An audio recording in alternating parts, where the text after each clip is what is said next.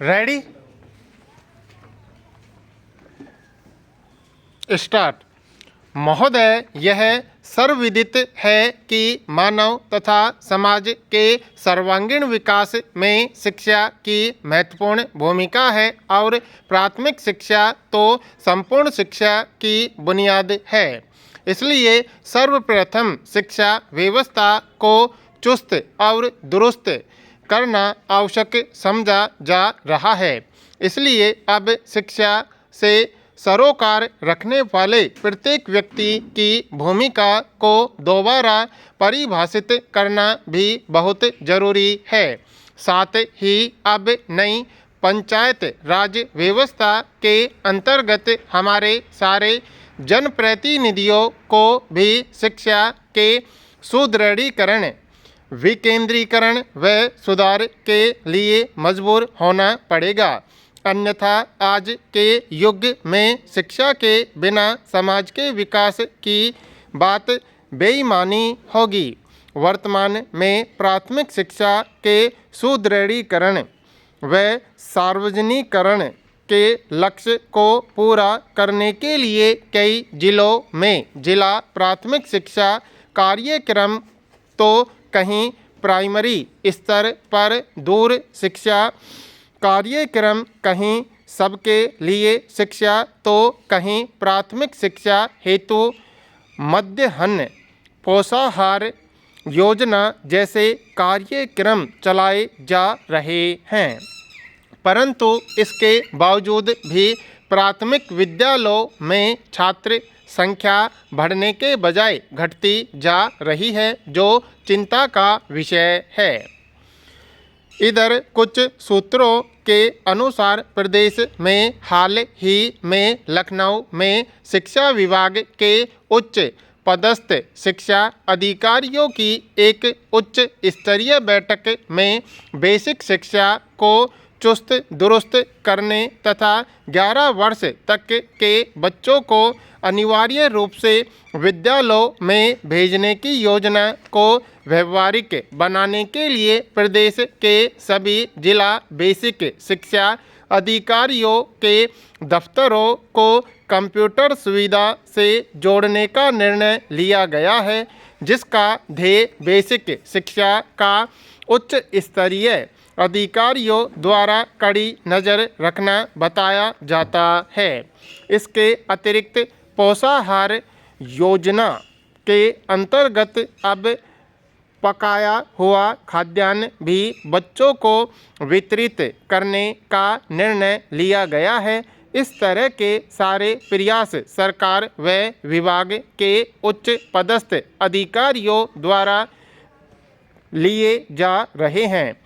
पता चला है कि प्रदेश शासन के उच्च अधिकारियों द्वारा जिला स्तरीय शिक्षा अधिकारियों, अध्यापकों एवं अभिभावकों के साथ मिलकर 11 वर्ष तक के बच्चों का स्कूलों में 100% प्रवेश सुनिश्चित कराने तथा जर्जर प्राथमिक विद्यालयों की तत्काल मरम्मत कराने के सख्त निर्देश दिए गए हैं।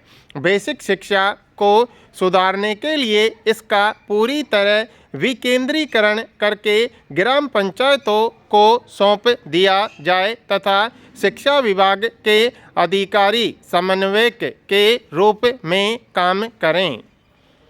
महोदय, इस प्रकार ये निर्णय यद्यपि शिक्षा के विकेंद्रीकरण और सुदृढ़ीकरण के लिए उपयुक्त कहे जा सकते हैं, पर ये विभिन्न निर्णय ग्रामीण स्तर तक पहुँचते पहुँचते कितने क्रियान्वित हो पाते हैं और योजनाएं कितनी कारगर हो पाती हैं, यह किसी से छुपा नहीं है।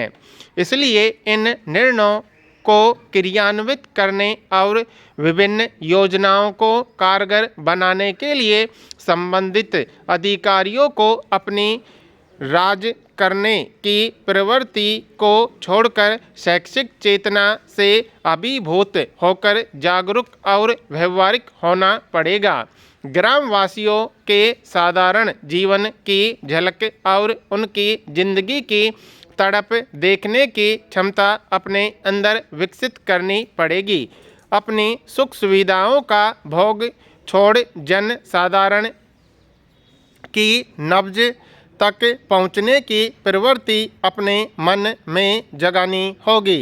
इसी प्रकार शिक्षकों को रोज की उठापटक की राजनीति से हटकर अपनी उत्कृष्ट व्यावसायिक वृत्ति के अनुकूल बच्चों के लिए कुछ कर गुजरने की लगन अपने मन में पैदा करनी होगी। अन्यथा यह समझ लिया जाना चाहिए कि ढाक के तीन ही पात होते हैं। योजनाएं और निर्णय चाहे सैकड़ों हो जाएं, उससे कोई अंतर पड़ने वाला नहीं है। जहां तक पूरी शिक्षा व्यवस्था को ग्राम पंचायतों को सौंपने की बात है, वहां तो यह पहले ही रेखांकित किया जा चुका है कि पंचायत राज कानून को लागू करने पर विद्यालय ग्राम शिक्षा समितियों के प्रति उत्तरदायी होंगे, क्योंकि ग्राम पंचायतों की स्थापना हो जाने के बाद अपने क्षेत्र के चहुमुखी विकास करने का दायित्व अब ग्रामीण पंचायतों का ही होगा। शिक्षा के बारे में सार्वजनिक चेतना जगाना और उसका सुदृढ़ीकरण करना अब ग्राम पंचायतों का काम होगा। पर वर्तमान प्रदूषित राजनीति के स्वार्थ के दौर में शिक्षा व्यवस्था में कितनी सहजता व स्पष्टता बढ़ेगी, यह तो समय ही बताएगा।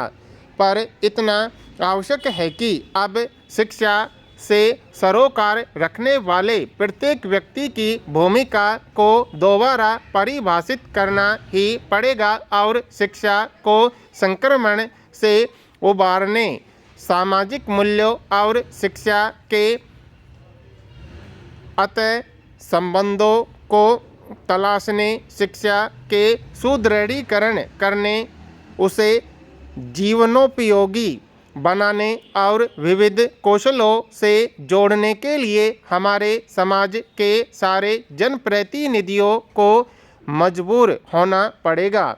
समाज के बहुआयामी विकास के लिए शिक्षा के प्रति एक सोच हर जनप्रतिनिधि को अपने अंदर लानी पड़ेगी, ताकि शिक्षा के क्षेत्र में कार्य कर रहे कर्मियों, अधिकारियों व नीति निर्माताओं को मदद मिल सके और शिक्षा व्यवहारिक बन सके।